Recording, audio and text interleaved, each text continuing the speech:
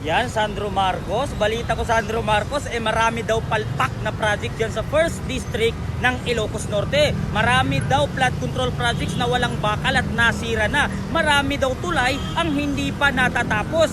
Yan ay usap-usapan ngayon sa social media, Sandro Marcos. Manang-mana ka nga sa tatay mo, politiko.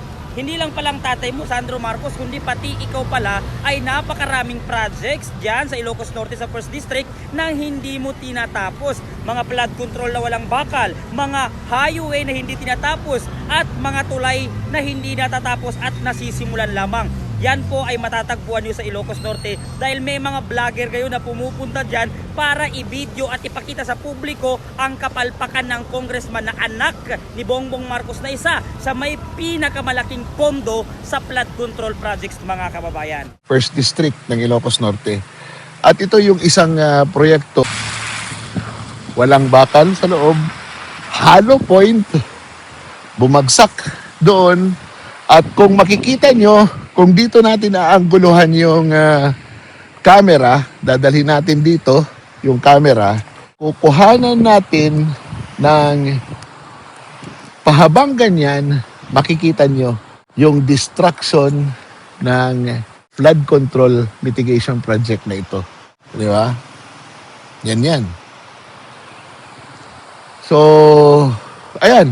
Isa itong pagpapatunay na kahit umuulan, masama man ang panahon, kung may gusto kang gawin para makatulong ka sa bayan, eto, challenge ko sa mga vloggers dyan.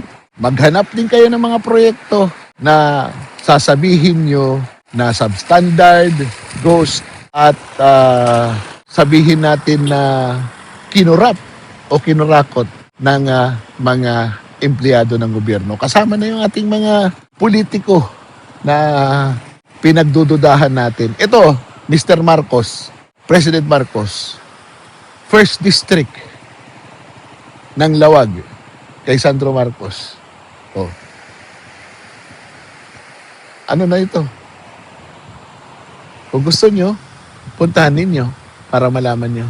Alright mga kababayan, so gawa natin ng reaction video and magbigay tayo ng personal opinion dito nga po sa video clip ni Kuya Park at ni Sir Jesus Duque, no? Kung saan personal binisita itong 1st District ng Ilocos Norte at personal na binisita itong isang flood control project na nakita nyo naman po dito sa kanyang video na talagang sira po, no? At hindi lang sirang-sira mga kababayan, at talagang makikita mo talaga na hindi maganda yung pagkakagawa o yung pagkakabuo nito.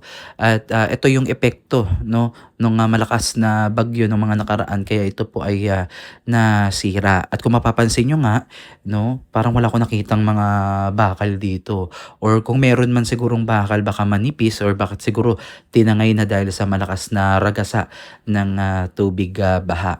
So bago tayo magpatuloy mga kababayan, no, ano nga ba yung flood control?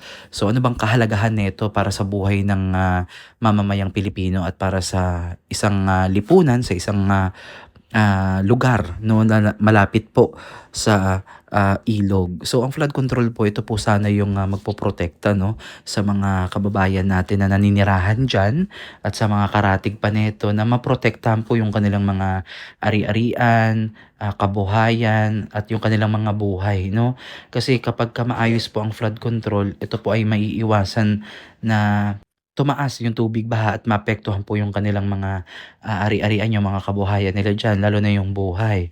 So kung kapalpakan ang nangyari mga kababayan, ay maaari talaga magdulot ng kapahamakan, no, sa mga taong naninirahan malapit dyan. So pagdating naman sa agrikultura mga kababayan, sa kabuhayan, ay maaaring mailigtas yung mga pananim, no, na nandyan sa vicinity na malapit sa ilog, na hindi mapinsala kung sakaling tumaas yung tubig baha, hindi po agad maaabot itong mga pananim, no? So yung kabuhayan also connected din talaga yan, na mapoprotektahan po at hindi magsasuffer yung ating mga kababayan, na yun yung pinagkukuhaan ng kanilang kabuhayan. So pangatlo naman dito is sa kalusugan.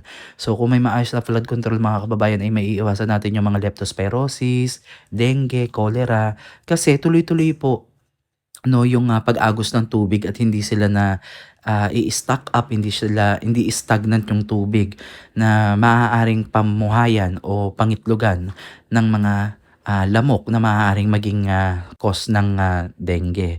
So pagdating naman po mga kababayan sa ating seguridad, pagdating ng may mga ganitong sakuna kagaya ng malalakas na bagyo tuloy-tuloy, dahil alam natin na ang Pilipinas ay talagang binabagyo talaga yan, no? At dapat lagi tayong handa dito. So kung nagiging corrupt talaga yung mga namumuno sa isang lugar, lalo na may mga flood control projects, talagang risky yung buhay ng mga talagang kababayan nila dyan, no, yung kanilang pinamumunuan. Talagang kawawa, no?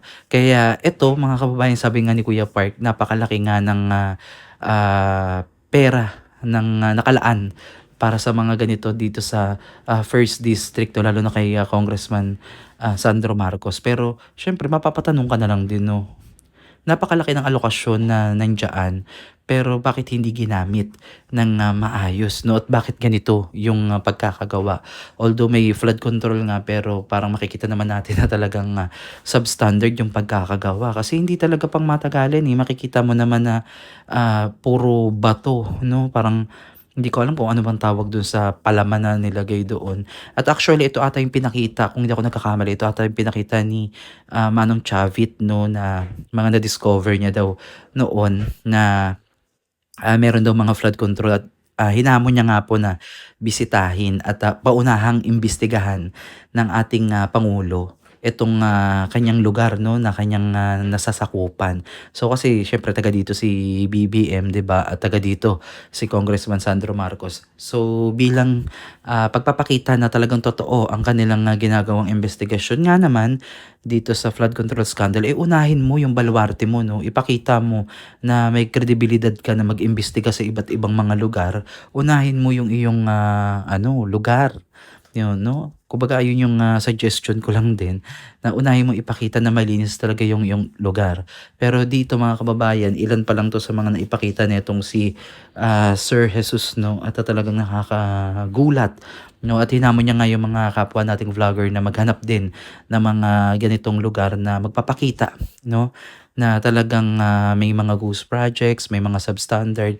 Kasi parang para sa atin, no, parang tulong na lang din natin to na ma-booking o ma-expose natin yung mga ganitong bagay na hindi natin deserve. Lalo na tayo ay kabahagi ng mga nagbabayad sa kanila, no, nagpapasahod sa kanila at nagbabayad, ano sa tax, no, dun sa ating ibinabayad na buwis ay dapat napupunta talaga sa maayos na serbisyo. So kung ganito na yung mangyayari, puro na lang pangungurakot, pangungulimbat, wala talaga mangyayari mga kababayan sa ating bansa. At patuloy na maghihirap at malulugmok talaga tayo sa kahirapan. So tanging pagbabago, tunay na reforma sa sistema ng gobyerno, transparency, accountability, mas paigtingin at talagang putulin, no, yung ulo ng korupsyon, no, para upang makausad tayo at bigyan natin ng kahalagahan talaga mga kababayan, na bantayan natin yung kaban ng bayan at huwag tayong papayag na ganito na lang ang gagawin, dahil wala talaga maganda maidudulot itong korupsyon mga kababayan. Talagang maghahati-hati ang mga kababayan natin, may kanya-kanyang mga pananaw, magkakagulo tayo, na dapat nakatuon yung natin yung gobyerno natin kung paano mapaunlad yung ating bansa. Pero dahil nga dito, nakatuon na lang sa puro issue, negative, yung ating gobyerno, yung ating mga opisyal na dapat na sila yung ating inilagay dyan sa pwesto upang tayo ay pamunuan. Pero dahil nga po sa nangyaring ito, parang naging na lang parang wala na lang tayo, no, nawawala na talaga yung kanilang tungkulin na tayo ay protektahan, no, dalhin sa magandang landas at paunlarin yung ating bansa. So nakakalungkot lang mga kababayan yung ating mga nababalitaan sa tuwing tayo gumagawa ng reaction video, no, parang nakakalungkot 'no, yun yung pakiramdam ko, nakakalungkot na nakakagalit. Dahil, isa tayo dun sa mga, tao na naaapektuhan ng lubha dahil sa mga pagtaas ng mga bilihin. Ano na, domino effect na yung mga nangyayari ngayon mga kababayan.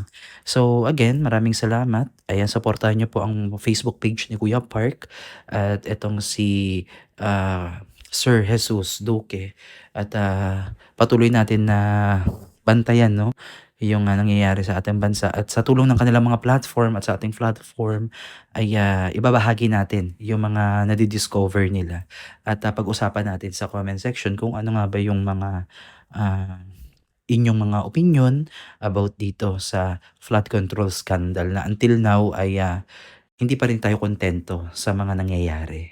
Maraming salamat po.